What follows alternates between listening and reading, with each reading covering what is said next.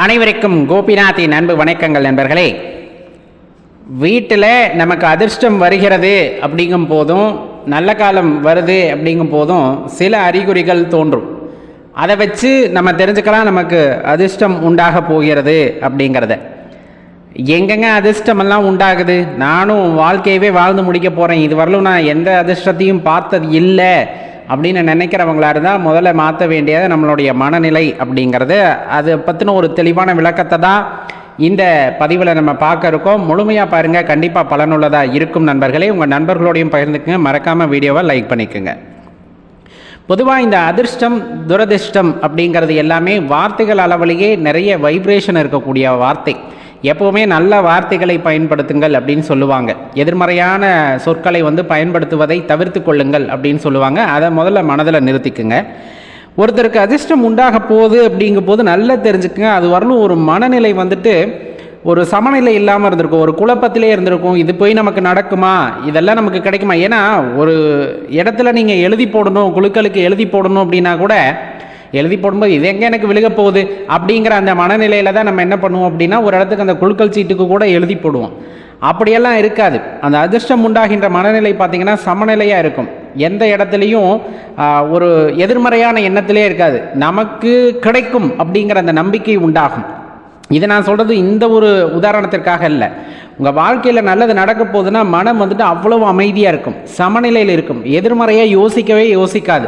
நமக்கு நடக்கும் அப்படிங்கிறத உறுதிப்பாடுடன் செயல்படும். இது எப்போ அது அந்த மனமானது சமநிலைப்படும் அல்லது ஒருநிலைப்படும் அப்படின்னா அதற்காக நீங்கள் கடுமையாக உழைத்திருக்கிறீர்கள் அப்படிங்கும் போது அந்த மனமானது சமநிலைப்பட்டு இருக்கும்.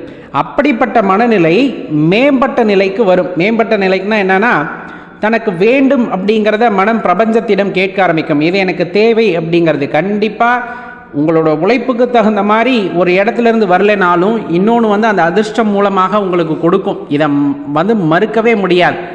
உங்களுக்கான உழைப்பு ஒரு இடத்தில் நிராகரிக்கப்படுகிறது என்ற போதிலும் ஏதோ ஒரு வடிவத்தில் இயற்கை அதை அதிர்ஷ்டமாக உங்களுக்கு கொடுத்தே தீரும் அப்படிங்கிறத தெளிவாக ஞாபகம் வச்சுங்க. வீடு ரொம்ப சந்தோஷமாக இருக்கும்.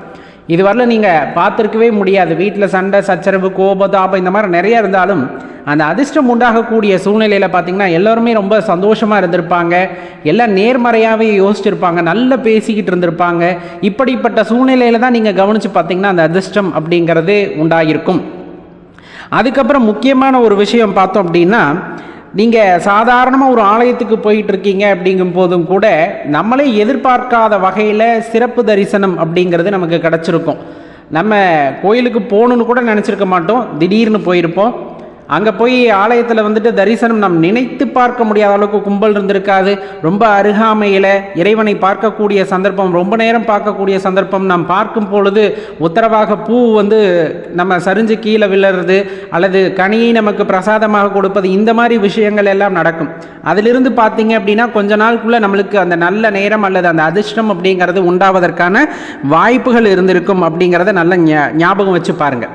அதே போல் எந்த காலகட்டங்களிலெல்லாம் பெரியவர்களின் ஆசி, அதாவது நம்ம வயதில் முதிர்ந்தவர்களாக இருக்கலாம் அல்லது ஞானாசிரிய பெருமக்களாக இருக்கலாம், இந்த ஆன்மீகத்தில் பெரிய குருமார்கள் இருக்கிறாங்கல்லவா, அவங்களோட ஆசீர்வாதம் நமக்கு கிடைக்கிறது அப்படிங்கும் போது நாம தேடி சென்று வாங்குவதுங்கிறது வேற. எதிர்பார்க்காத வகையில் நாம எதிர்பார்க்காத சூழ்நிலையில் சில பெரியவங்களை நம்ம சந்திச்சிருப்போம், அவங்க கிட்ட இருந்து ஆசீர்வாதத்தை பெற்றிருப்போம். அந்த சூழ்நிலையெல்லாம் நீங்கள் கவனித்து பார்த்தீங்கன்னா அதுக்கப்புறமா உங்களுக்கு ஏதேனும் ஒரு நல்ல செய்தி அப்படிங்கிறது வந்திருக்கும். அது பெரியவர்களுடைய ஆசீர்வாதம் அப்படிங்கிறது. அதனால தான் சொல்லுவாங்க, இந்த மாதிரி குருமார்களை யாராவது பார்த்தால் அவர்களிடம் இருந்து ஆசீர்வாதம் வாங்குங்கள்னு. அதிர்ஷ்டம்னா கோடி கோடியாக வர்றது மட்டும் இல்லை, மகிழ்ச்சியான விஷயங்கள் உங்கள் வாழ்க்கையிலே நடக்கிறது அப்படிங்கும் போதும் அதுவும் அதிர்ஷ்டம்தான் அப்படிங்கிறத தெரிஞ்சுக்கணும். அப்படிப்பட்ட நல்ல விஷயங்கள் எல்லாம் பெரியோர்களிடம் ஆசீர்வாதம் வாங்கும் போது கண்டிப்பாக நம்மளுக்கு நடந்திருக்கும். நல்ல யோசிச்சு பாருங்க. அதே போல் இந்த கடவுள்கிட்ட சில பேர் உத்தரவு கேட்பாங்க இல்லையா, அந்த சகுனங்கள் அப்படின்னு சொல்லக்கூடியது, அது எல்லாமே உங்களுக்கு நல்ல சகுனமாகவே இருந்திருக்கும். உதாரணத்துக்கு இப்போ நம்ம போகிறோம், ஆலயங்களில் நம்ம ஒரு காரியத்தை நினச்சிருக்கோம் அப்படின்னா நல்ல வார்த்தைகளாக நமது காதிலே விழுந்திருக்கும். அங்கே யாராச்சும் பக்கத்தில் பேசிக்கிட்டு போகிறவங்க மங்கள வார்த்தைகளாக சரி நடந்து விடும் அப்படிங்கிறது, மங்களம் உண்டாகட்டும் அப்படிங்கிற மாதிரியான வார்த்தைகளை எல்லாம் அங்கே பிரயோகப்படுத்தி இருப்பாங்க. அது நமக்கே ஆசீர்வாதம் பண்ண மாதிரி பார்த்தீங்கன்னா அது அப்படியே பலித்தமாயிருக்கும். யாருன்னே தெரியாது, ஆலயத்தில் திடீர்னு ஒரு தாத்தாவோ ஒரு பாட்டியோ ஒரு ஆண் வடிவத்திலோ பெண் வடிவத்திலையோ நம்ம பக்கத்தில் வந்து நம்ம மனக்குறையை சொல்லிக்கிட்டு இருக்கோம் இறைவன்ட்ட. அப்படிங்கும் போது அவங்க அதற்கான தீர்வை சொல்லிட்டு போ கவலைப்படாமல் நடக்கும் அப்படின்னு சொல்லியிருப்பாங்க. நம்ம மனசு ஆறுதல் பட்டிருப்போம், பரவாயில்ல இறைவனே உத்தரவு கொடுத்துட்டாருன்னு. அதுக்கப்புறம் கொஞ்ச நேரத்துக்கு அப்புறம் திரும்பி பார்த்தீங்கன்னா ஆலயத்தில் யாருமே இருந்திருக்க மாட்டாங்க. அப்படிப்பட்ட ஒரு நபர் அங்கே இருந்திருப்பதற்கான வாய்ப்பு சுவடிகளே இல்லாமல் இருந்திருக்கும், சுவடு கூட இருந்திருக்காது. அப்படிங்கும் போது எல்லாமே அது உங்களுக்கு அதிர்ஷ்டத்தை உண்டாக்கக்கூடியதா அல்லது நல்ல நேரத்தை உங்களுக்கு உணர்த்துவதாக அது எல்லாம் இருந்திருக்கும் அப்படிங்கிறத தெளிவாக தெரிஞ்சுக்குங்க. ரொம்ப தெளிவாக தெரிஞ்சுக்கிறது, நமக்கே தெரியாமல் சில முதலீடுகளை செய்ய வைக்கும். அந்த அதிர்ஷ்டத்துக்கு கொஞ்சம் முன்னாடி பார்த்தீங்க அப்படின்னா தொடர்ந்து லாட்ரி வாங்குறதெல்லாம் அதிர்ஷ்டம் கிடையாது, நல்லா தெரிஞ்சுங்க. அது குடும்பத்தை கீழே கொண்டு போயிடும். தொடர்ந்து அந்த லாட்டரி டிக்கெட் வாங்குறது இல்லை அதிர்ஷ்டத்தின் மீதே நம்பிக்கிட்டு அது சார்ந்த இன்வெஸ்ட்மெண்ட் பண்ணிக்கிட்டு இருக்கீங்கன்னா அது ஒரு காலகட்டத்தில் கொஞ்சம் தூக்கி விடுற மாதிரி தெரிஞ்சாலும் டப்புன்னு கீழே போட்டு அமுத்திடும். கடின உழைப்பு இருக்கணும். நமக்கே தெரியாமல் சில இடத்துல சரி பண்ணுவோம் எக்ஸஸாக இருக்குது அப்படின்ட்டு நீங்கள் வந்து ஷேர் மார்க்கெட்டில் போட்டதோ அல்லது ஒரு இன்வெஸ்ட்மெண்ட்டாக போட்டதோ பார்த்தீங்க அப்படின்னா பின்னொரு காலத்தில் அது அதிர்ஷ்டம் உண்டாகும் போது பார்த்தீங்கன்னா அது பெருசாக உங்களுக்கு திருப்பி வரும். அதனால தான் சரியான இடம் பார்த்து முதலீடு செய்யுங்கள் அப்படின்னு சொல்லுவாங்க. பேராசைப்பட வேண்டாம். எதெல்லாம் முதலீடுகளுக்கு உகந்ததோ அதை தெரிந்து கொண்டு அப்பப்போ வந்துட்டு முதலீடுகளை செய்து வாருங்கள் அப்படின்னு. அதிர்ஷ்டம் திடீர்னுலாம் உண்டாகாது. இது என்ன ஆகும்னா நமக்கே தெரியாமல் சில முதலீடுகள் மூலதனங்களை செய்து கொண்டே இருப்போம். அது நமக்கு உற்ற நேரம் வரும்போது அது ஒரு பெரிய தொகையாகவோ அல்லது பெரிய மாற்றத்தையோ நமது வாழ்க்கையில் உண்டாக்கும். அதை தான் நம்ம என்னன்னு சொல்கிறோம்னா அதிர்ஷ்டம் அப்படின்னு சொல்கிறோம். அதனால் அதை பார்த்தீங்கன்னா திடீர்னு கீழே கடந்து பணம் எடுக்கிறோம், அதெல்லாம் அதிர்ஷ்டம் இல்லையா அப்படின்னு கேட்டால் அது ஒரு விதமான கர்மா தான். நம்ம வாழ்க்கையில் தேக்கி வச்ச கர்மா, அதை கழிக்கணும் அப்படிங்கிறதுக்காக இறைவன் கொடுக்கிறார். ஆனால் அதில் தெளிவான ஒரு விஷயத்தை நீங்கள் தெரிஞ்சுக்கணும் அப்படின்னா யாருடைய கண்ணீராவது அதற்கு பின்னால் இருக்கும். இப்போ நம்ம ஒரு பொருளை கீழேருந்து எடுக்கிறோம், அந்த பொருளுக்கு பின்னால் ஒருவருடைய கண்ணீர் அங்கே இருந்திருக்கும். நம்ம அதை அதிர்ஷ்டம்னு நினைக்கிறோம், ஆனால் அது ஒருத்தருடைய கண்ணீரை நாம் எடுக்கின்றோம். அப்போ அதை உரியவரை தேடி கொண்டு போய் கொடுக்குறீங்க பாருங்கள், அந்த இடத்துல தான் உங்கள் வாழ்க்கையானது மாற ஆரம்பிக்கும். மாறாக அது இறைவன் கொடுத்தது அப்படிங்கிறத நம்ம எடுத்துக்கிட்டோம் அப்படிங்கிற பட்சத்தில் அந்த கண்ணீரை நம்ம எடுத்திருக்கிறோம் அப்படிங்கிறது அது அப்போதைக்கு அதிர்ஷ்டமாக தோன்றும். ஆனால் பின்னாடி அதற்கான என்ன சொல்கிறதுனா விலை நம்ம கொடுக்க வேண்டியதாக கூட இருக்கலாம். அதெல்லாம் அதிர்ஷ்டமாக கருத முடியாது அப்படிங்கிறத தெரிஞ்சுக்கணும். மனநிலை அப்படிங்கிறது ரொம்ப மேம்பட்ட நிலைக்கு வந்துடும். எல்லாத்தையும் சர்வசாதாரணமாக எடுத்துக்கிற அந்த சூழ்நிலைக்கு நம்ம வந்து விடுவோம்.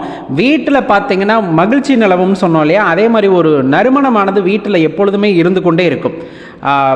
ஒரு சாம்பிராணி வாசமோ விபூதி வாசமோ குங்கும வாசமோ நமக்கே இனம் புரியாத ஒரு வாசம். காரணம் வந்து அங்கே தெய்வ நடமாட்டம் இருப்பதை உணர்த்துவதோடு மட்டுமல்லாமல் அது அதிர்ஷ்டத்தை உண்டாக்கக்கூடியதாகவும் அது இருக்கின்ற அறிகுறியை நமக்கு உணர்த்துவதாக இருக்கும்.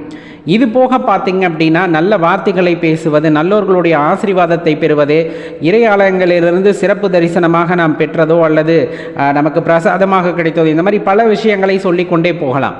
இது எல்லாமே நம்ம வாழ்க்கையில் ஒரு பெரிய மாற்றத்தை உண்டாக்கப் போகிறது அப்படிங்கிறத உணர்த்துவதாக இருக்கும் என்பதை தெரிந்து கொள்ளுங்கள். இவையெல்லாம் உங்கள் வாழ்க்கையில் நடந்திருக்கிறதா என்று எண்ணி பாருங்கள்.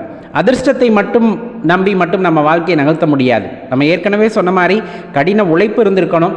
அந்த காலகட்டங்களில் நமக்கு வர வேண்டியது வராமல் இருந்தாலும் கூட ஒரு காலகட்டங்களிலே இறைவன் மன மகிழ்ச்சியாக உங்களுக்கு செய்ய வேண்டும் என்று நினைத்தால் முன்னாடி நீங்கள் செஞ்ச வேலைக்கு வராத கூலியும் சேர்த்து ஒரு நாள் சேர்த்து கொடுப்பாரு.